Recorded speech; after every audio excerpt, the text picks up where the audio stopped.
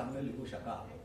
म्हणजे मगाशी शशिकांत पुन्हाजीने सांगितलं की चांगलं वाचा हे एक आहे, पण त्याच्याबरोबर चांगलं जगा.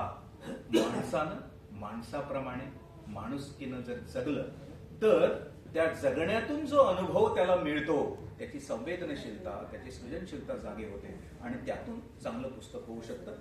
गौरीनं खूप चांगलं, मी उगीच तिला हरभऱ्यांच्या झाडावर चढवणार नाही की ललित साहित्यामध्ये गोव्यातलं, परंतु पहिलंच पाऊल जे आहे ना, ते पहिलं पाऊल काही जण जे लिहितात ते कधी एकदा माझं पुस्तक ते प्रसिद्ध होईल, तर तसं न करता आपल्या जीवनातील उत्तम अनुभव, अगदी ज्ञानेश्वरांनी लिहिले की चांगला लेखक कोण, तर त्यांनी म्हटले मितुलेची बोलावे, कमीत कमी बोलून जास्तीत जास्त अर्थ दाखवतो तो चांगला लेखक. तर तशा पद्धतीनं लिहिलेला आहे. मी तिचं अभिनंदन करतो आणि एक शिक्षक म्हणून आपली एक विद्यार्थिनी या साहित्याच्या क्षेत्रामध्ये अशा प्रकारे उंच भरारी घेते असं ज्यावेळी दिसतं त्यावेळी ती खरी गुरुदक्षिणा आहे. तेव्हा आज ही गुरुदक्षिणा मला दिल्याबद्दल तिचे मी आभार मानतो, तिचं अभिनंदन करतो.